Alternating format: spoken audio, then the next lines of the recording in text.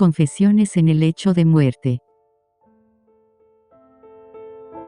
Estaba internado en el hospital. Escuché como el paciente en la camilla al lado mía le dijo a la enfermera que si podía dejar de tomar su medicamento, uno cual si no se lo tomaba, era muerte segura, que él ya estaba preparado para morir. Lo último que escuché el señor decir fue: no tengo a nadie esperándome en casa, entonces iré donde están ellos. Eso no me dio miedo, sino tristeza. Como alguien pudiera estar tan solo en esta vida, que la muerte le parecía mejor opción. No supe si le aceptaron su solicitud o no, pero leyendo un poco sobre las leyes, resulta que si el paciente está bien mentalmente, es su decisión para tomar, como haya sido. Espero que el Señor esté en paz.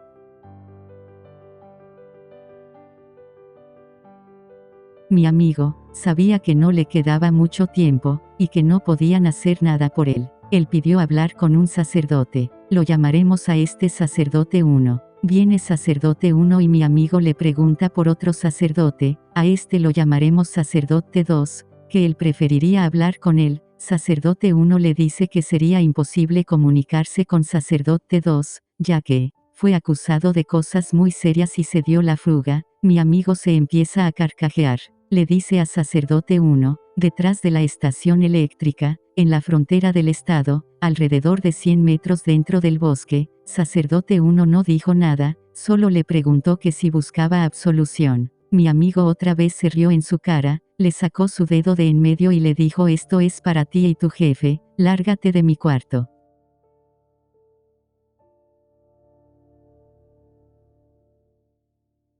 Teníamos a un paciente en hospicio, que siempre le preguntaba a todos los empleados que si era el 13 de diciembre, desde los inicios de noviembre. Preguntaba varias veces al día, todos los días. Nadie le ponía mucha importancia, ya que pensaban que era una fecha de cumpleaños o algo así. Pasa el tiempo y por fin llega el 13 de diciembre, y ese día falleció. Mi abuelo se estaba muriendo de cáncer, a los 90 años. Él tenía a toda la familia cuidándolo en su casa, atendiéndolo. Hasta tomábamos turnos, para asegurarnos que tuviera el mejor cuidado, y para que todos pudieran estar a solas con él un ratito. Antes de fallecer, mi abuelo empezó a apuntar a una esquina del cuarto donde no había nadie, y decía: hola Acel, todos están aquí de nuevo, con una sonrisa en su cara. O a veces también decía: sí, cariño, esa es la hija de Linda. Acel era su esposa, mi abuela, cual había fallecido hace 2 décadas. Lo que me daba escalofríos era cuando mi abuelo decía: ah, de veras, se me olvida que ustedes no la pueden ver.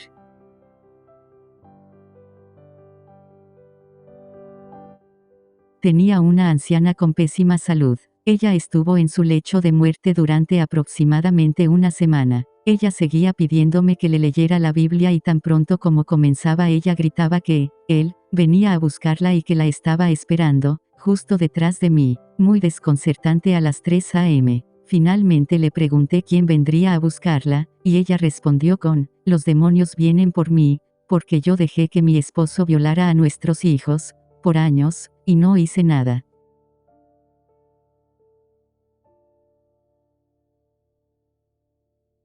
Una señora confesó en su lecho de muerte, que, cuando era una azafata en los 80s, hizo una parada en el pueblo de su exnovio. Se quedaron de acuerdo para verse y lo terminó asesinando, porque quebró con ella por estar pasada de peso.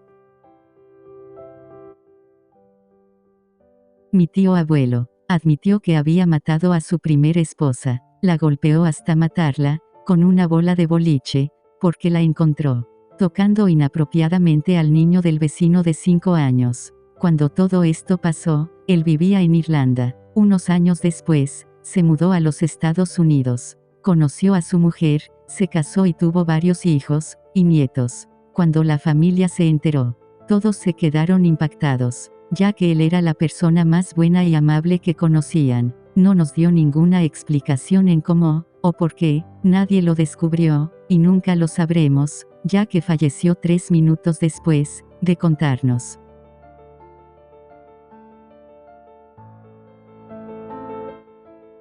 Mi suegra trabajaba en un asilo de ancianos, así que había visto cosas pero una se le quedó pegada. Un paciente sabía que estaba cerca del final, y llamó a alguien, cualquiera, para que lo escuchara. Ella escuchó. El paciente dijo que cuando eran pequeños, su padre había estado bebiendo con unos amigos y de camino a casa, había golpeado a una niña. Dio detalles muy específicos sobre dónde y cuándo sucedió. La niña tenía unos 3 años. Su padre y sus amigos escondieron su cuerpo bajo los escalones del porche y nunca volvieron a hablar de ello. La persona había vivido con la culpa de mantenerlo en secreto y se sentía horrible de que la familia de la niña nunca supiera lo que había sucedido.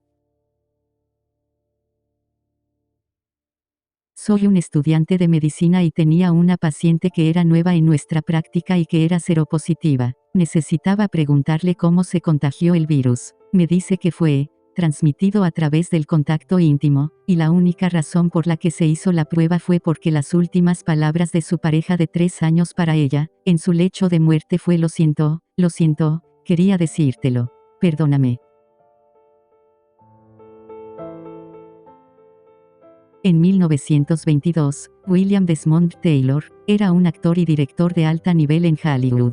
Cuando fue asesinado a tiros, se convirtió instantáneamente en una sensación nacional y, cuando no se encontró ningún asesino, fue un misterio increíble. Después de 42 años, una anciana solitaria que vivía en Hollywood, sufrió un infarto, y llamó a su vecina. Le dijo a la vecina, que había sido una actriz de cine mudo, llamada Margaret Gibson, y que ella había matado a William Desmond Taylor.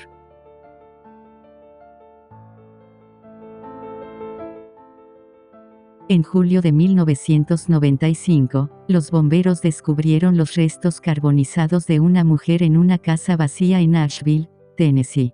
Posteriormente, la policía identificó a la mujer como Joyce Goodner, de 35 años, quien había sido apuñalada y golpeada hasta la muerte.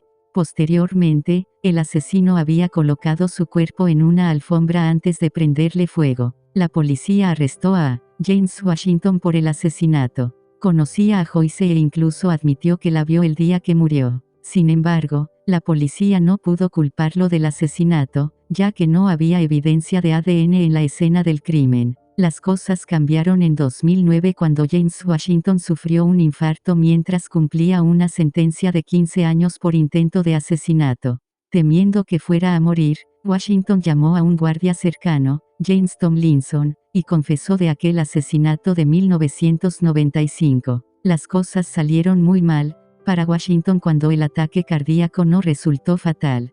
Tomlinson informó a las autoridades sobre la confesión, y Washington fue acusado de asesinato. Washington se retractó de la confesión y afirmó que estaba alucinando en ese momento. Desafortunadamente para él, fue muy tarde. Fue declarado culpable de asesinato y condenado a cadena perpetua. Mi madre tenía un paciente terminal y confesó haber matado a su hermano gemelo en Vietnam para poder culpar de la muerte a la guerra, robar su identidad y luego regresar a los Estados Unidos, para estar con la esposa de su hermano. La esposa había fallecido años antes, y los hijos del paciente culparon de la confesión a la demencia hasta después de su fallecimiento. Pero resulta que la hija del paciente terminó encontrando una confesión manuscrita de hace décadas metida en una vieja Biblia.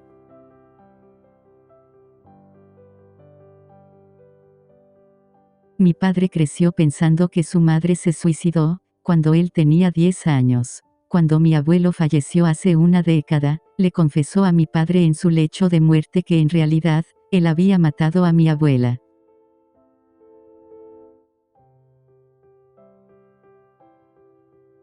Mi esposa de 43 años murió atrozmente por cáncer de pulmón en abril. No teníamos hijos, lo que pensé que era una tragedia para los dos, pero estaba equivocado. Somos gente sencilla, nunca consultamos a un médico o clínica de fertilidad sobre el problema. 2 días antes de morir, mi esposa dijo que Dios la estaba castigando, no por su hábito de fumar de por vida, como esperaba, sino porque había tomado pastillas anticonceptivas durante 20 años sin que yo lo supiera.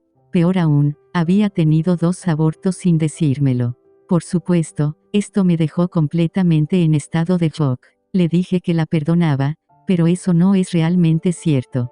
Todavía estoy asombrado más allá de lo creíble, llorando por los niños que nunca tuvimos y que pudieron haber sido una alegría y un consuelo tan grande. La única persona en la que se me ocurrió confiar fue en nuestro pastor, quien me dijo que se está quemando en el infierno, y que lo hará por toda la eternidad. Realmente no creo que eso sea cierto, ya que en general, era una mujer muy buena, pero ahora tampoco me siento bienvenido en la iglesia. Creo que esto me perseguirá hasta el final de mis días, y me siento impotente. Gracias por ver este video. Espero te haya gustado. Si te gustaría, por favor, suscríbete. Si tienes una historia que gustaría compartir en un futuro video, mándela por correo electrónico, o coméntela. Hasta la próxima.